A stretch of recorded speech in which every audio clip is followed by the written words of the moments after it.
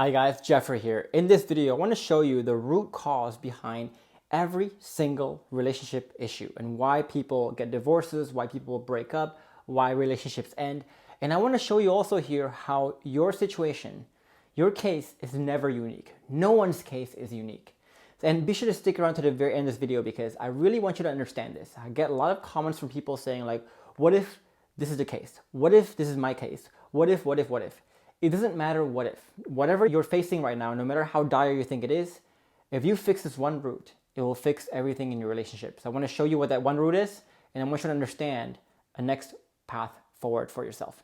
And in case you're new to the channel, my name is Geoffrey, and I help men in long-term relationships or in marriages with the right skills and knowledge to become this irreplaceable version of themselves that will re-attract your partner. So if you want more content on this topic, be sure to subscribe to this channel and also click that bell button as well to be notified when I post new videos every single week. And before I begin this video, I also want to let you know that the masterclass on the 5 proven steps to rebuilding your relationship from the ground up is still open. So if you want to join that masterclass, feel free to stick around to the very end of this video for an announcement on how you can join that masterclass. And I want to start here with the notion that your problems itself don't really cause the relationships or marriages to break down.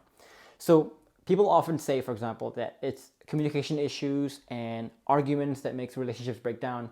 I'm saying to you, there's something deeper. People always think about logistical or difference of opinions in the major issues in life, like about children, about finances, for example, that causes a breakdown. It could be that they're facing some very intense intimacy or the lack of intimacy issues or the lack of attraction issues. It could be that people say, oh, we're just too different. We're just not meant for each other. We're just going in separate ways. Or it could be, this is a controversial one, some issue with affairs or infidelity. But again, I'm saying that it's not these problems that are the issues, but it's really the hopeless catch-22 that makes it extremely hopeless. Again, what is this hopeless catch-22 that we feel? It's when we're in a position in a relationship where we don't have enough of the secret ingredient that is emotional safety. And we talk about this a lot in our masterclass and my other videos, so I'm not going to belabor this point too much, but if you lack emotional safety, then you are in a position where, yes, you do have the problems and the problems are annoying, they're frustrating, they're bad, but that's not what causes both of you to want divorce, to want to give up. But it's the fact that we have these problems and we can't even talk about it. We can't even discuss it because whenever we discuss it, bad things happen. Either we get blamed, either we get dismissed, either it causes a row and a fight, either it causes us to walk away even more, and it just causes more conflicts whenever we bring up these problems. And if we can't even bring up the problems, we can't even resolve them. So you get yourself in this very difficult catch-22 position where you will lose if you don't share, because nothing gets resolved if you don't even make the other person know about the problem. But you also lose if you share. If you share, bad things happen. So again, the problems itself never makes us hopeless. It's this catch-22 that makes us really, really hopeless, that makes us want to walk away. Right? If you have a problem without this catch-22 where you can talk about the problem, where you can discuss it, you can resolve it, you can get understood on it, etc., the problems don't become problems. The problems only become hopeless when you can't even talk about it, let alone resolve it. And it's a thought in our head here that things either cannot or will not change in the future. So again, no matter how you cut it, every single problem you have in your relationship is caused by this catch-22. So again, without safety, problems become threats. Whenever problems come up, we dread it because we can't even talk about it, we can't resolve it, we can't feel understood on it. It's just a problem now. It's an inconvenience. But for a lot of my clients' relationships and my relationship as well, problems with safety become opportunities. And to go deeper here, I want to show you what happens to your relationship when you do have safety, when you have safety created. So first of all, you don't have any more catch-22 and the problems become good things. So for our relationship, for example, whenever we have issues come up, either issues that are created by life outside or me or my partner, it becomes an opportunity where we can, as a team, try to solve the problems together. So instead of me versus my partner, it's me and my partner versus the problem now. It becomes like a very nice bonding experience for us, and it becomes continuously a proof of our fit together, a proof that we are meant to be together. And for a lot of my clients, they feel the same way, where even if their partner had an affair, they can still create such deep emotional safety to where they can actually talk about the affair. They can actually talk about the feelings that they feel. talk about the real issues in the relationship that even caused the affair in the first place. And now it becomes basically, hey, let's establish a culture where it's me and you versus this problem of distrust, versus this problem of the lack of safety, versus this problem of the affair, instead of you versus your partner. So I hope that makes sense to you. I know this is a very controversial thing to say and a very difficult thing for people to understand, but I need you to understand here, no matter what the problems are, right? If you have safety, it becomes you and your partner versus the problems versus you versus your partner. And that change in paradigm, that change in culture, that change in the way you operate in a relationship changes everything. Because now it doesn't matter what the problems are. Another example of this is when people say, for example, my wife is having a midlife crisis. My wife is depressed and she wants some space. Well, the truth is, again, it's not that your wife wants space, and it's not the depression and the midlife crisis, but the fact that she doesn't want to share the midlife crisis and depression with you. So again, she feels like it's you versus her and this depression. But if you understand how to create safety, it's you and your partner versus her depression, versus her midlife crisis. So again, without safety, problems become threats because it's a competition. With safety, problems become opportunities because you're a team. And problems just make you a deeper team. Just like, sometimes we form the strongest bonds with people when we go through a really difficult problem together. In that case, it's you and this person versus the problem. It's not a competition anymore. It creates also a sense of freedom and liberation as well. So you know that feeling you get when you come home from work after a long day, and the first thing you want to do is just to strip off your clothes, your pants, go in your undies, and just strut around in your undies or even naked sometimes. Right? Physically, that feels very liberating to do that. Now, when you create emotional safety in the relationship, this sense of teamsmanship, then you're also creating the same sense, but in this case, emotionally, not just physically. It's a very, very freeing and liberating experience to be in a place of safety in a relationship. And number 3, you'll find that when you create the safety, your partners and your own defensive behaviors, the toxic behaviors that are bred out of self-preservation, out of competition, out of panic, out of fear, will go away as well. Things like stonewalling, gaslighting will drastically go away. Number 4 is you will become a better doctor in your marriage. So imagine if you're a doctor here, and your job here is to diagnose the patients accurately and give them a good remedy. Now, what if the patient says, I don't feel safe expressing this to you, doc? That should be a major concern, because then you cannot make the accurate diagnosis if the person doesn't want to tell you everything. So if you create emotional safety, you're becoming a better doctor, and you avoid these instances where you get blindsided by your partner wanting divorce, wanting separation, because you will have a very accurate pulse on your relationship every single time. And when you can create good diagnoses, you can also create good treatments. But the reason why a lot of people, again, are blindsided often in their partner wanting divorce, etc., is that they lost emotional safety and they can never become a good doctor in the relationship, and they don't know what's going on in the first place. Number 5 is that conversations also become very efficient and very effective. When you have safety and you have this culture where it's you and your partner versus something else, something outside, then you will not talk with any self-preservation. You will not talk out of fear. You will not talk out of defensiveness. And all this politics in a conversation just goes away. It now becomes this bigger picture of your relationship that really matters. And that's a very, very different place to be in. And it all starts with emotional safety again. So you might be asking right now, if emotional safety is so crucial, it's so important, and we all need it, then why don't more people talk about it? And why don't more people build it? Well, there's really 3 challenges with creating emotional safety and why so many people struggle to create emotional safety. The first is that it's either destroyed and created in the very subtle things you do. Let's say that you have a talk with your partner, right? And you give her some really bad news, really difficult news, some tough truth. She could be using her words to tell you everything's going to be okay. But you can sense that she was really bothered by this, that everything was not going to be okay. That this comes with strings attached, and this might bite you in the ass later.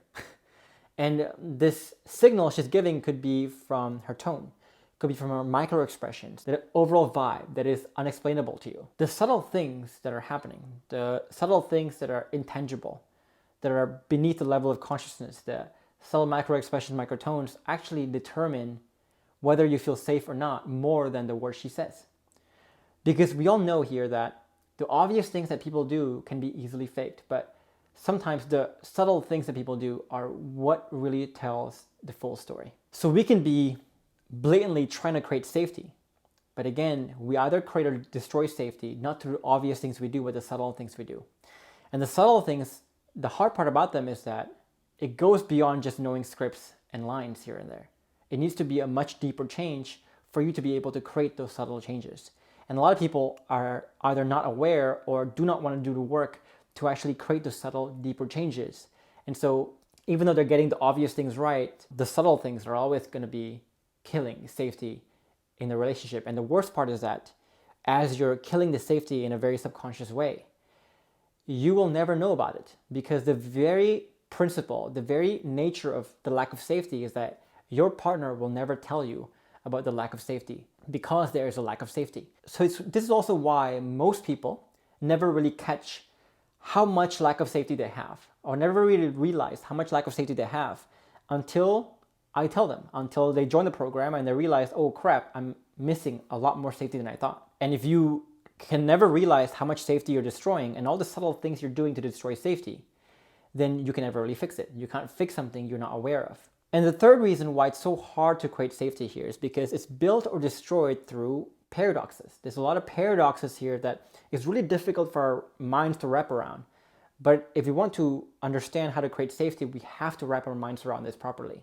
For example, we talk about the paradox of logic, and we use the example of, let's say your partner tells you that you're controlling. And the first instinct you want to have is to tell your partner why she misunderstood, perhaps, and why you're not controlling. Or maybe you want to prove to your partner here that you're not controlling. So you tell her all the reasons why you're not controlling, or how you will change into someone who's not controlling, how you have changed into someone who's not controlling. But the paradox you don't see here is that you are trying to control your partner into believing that you're not controlling. Unless we point out this paradox to you explicitly, a lot of people can play out this paradoxical cycle of being controlling without even knowing they're being controlling. And we also talked about the paradox of change as well in a lot of our videos, where we say basically your real changes will really show itself only in moments when it's hard, when it's difficult, when it's impossible to fake. When your partner stonewalls you, when your partner tells you there's no hope, when your partner tells you to stop trying, for example. And so a lot of people take this the wrong way and they start to give up when things are really difficult. They tell themselves, for example, oh, things are really tough now, that's why I'm giving up. But the people who understand the paradox of change really understand that when things are really difficult, that's when their true changes begin to really show. Because the things they do then, those are the things that are really impossible to fake. So when people realize this paradox of change, they realize that the moments that are hardest is when I need to double down. In the correct ways, of course, not just peppering your partner and annoying her, but you want to double down in the correct ways. And so this is also why most can't create emotional safety with just a minimal understanding about it. And it's also why, if you listen to a lot of my client stories as well, you will also hear them talking about the fact that I thought I could do it with just the YouTube videos, but it goes much deeper than that. And until I understood the depth of it, I understood all the puzzle pieces, can I actually create some change and create emotional safety. And the reason why we say that is because there's all these paradoxes, and it's something that cannot be just explained in just a YouTube video.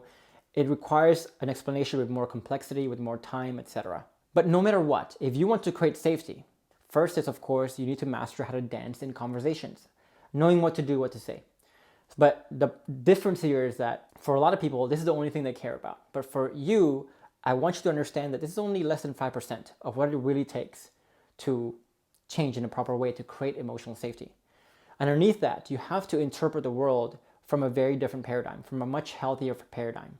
So for example, for a lot of people, they have this paradigm, this way of thinking that stonewalling is bad and is toxic and it could be seen as abusive. If you have this paradigm, then whenever your partner stonewalls you, you're naturally going to get upset. You're naturally going to do things that actually destroy more safety. But for us, whenever we get stonewalling, we see that as a genuine expression from your partner in itself. The same way, when you stonewall, it's often not because you have a bad character trait. It's usually because you either do not trust the person you're about to share with, You don't have the ability to share the complex thing you're facing. I mean, there's so many other reasons of why you stonewall. And so when your partner stonewalls, she's telling you that. She's telling you maybe she doesn't trust you. Maybe she doesn't feel like it's going to do any good. Maybe she feels like the problem is so complex that she doesn't even know how to express it to you right now.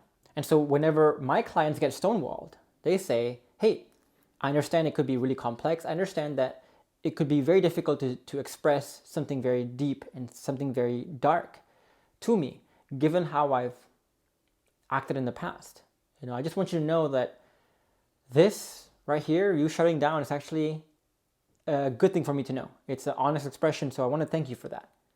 So right here, you're turning something from negative to positive, and you're able to plant the seeds of safety here simply because you change your paradigm in how you view certain events in relationships. Number 3 is you have to make sure that, again, the changes are identity-based, not just behavioral-based. Here, we really want you to embrace your changes because you are, not embrace your changes because you want to have. And this is what we call identity shifting in our program, in our masterclass.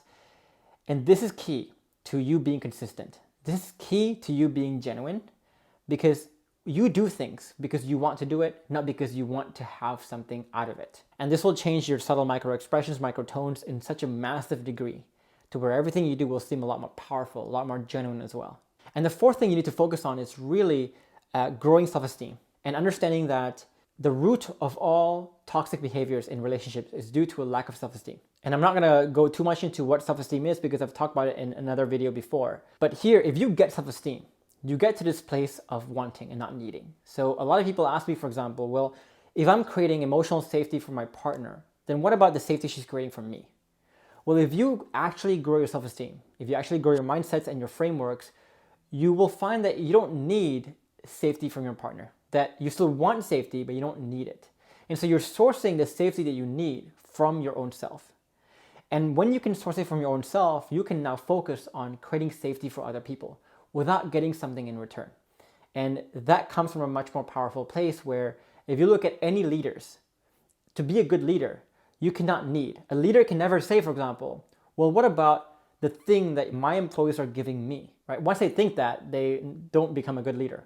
But good leaders are there thinking, how can I help my employees?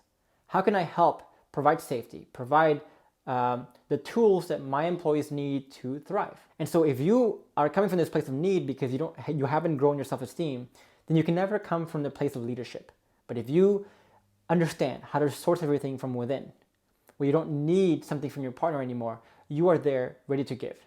And when you can give, when you can change your own behavior, you'll be very surprised at how much your partner's behavior changes as well. Now, again, I cannot go too deep into this 4 layers of changes right now. But we do talk about this in depth in our masterclass.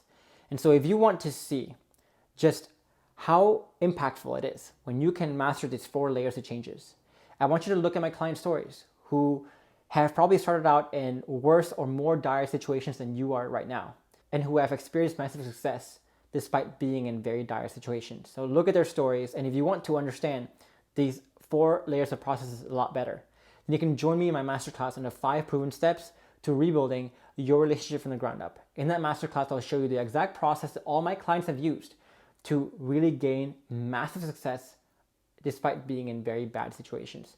And at the end of the masterclass, you can also submit your application for the Relationships Revival program, so you can do that then as well. So if you want to join that masterclass, be sure to click the link above my head or also down below in the comments below or in the description box below this video as well. And if you want to download a guide where you can learn more of these frameworks about how to conduct better conversations in your relationship, you can also download the guide I have for you above my head as well, or down below this video. And if you want to join a community where you can post your questions and have a member of my team answer those questions for you, then you can also join me in my free Facebook group down below this video. And finally, if you found this video valuable and helpful, give it a like. It'll really help the channel out. And also subscribe to this channel for more content like this one as well. And if you have a comment or a question, feel free to leave a comment below. I would love to hear from you. And finally, I'm going to leave you with these 2 other videos with more skills and knowledge for you to become an irreplaceable person that can attract your partner by yourself. So if you want that, watch the 2 videos. For now, I will see you in the next video.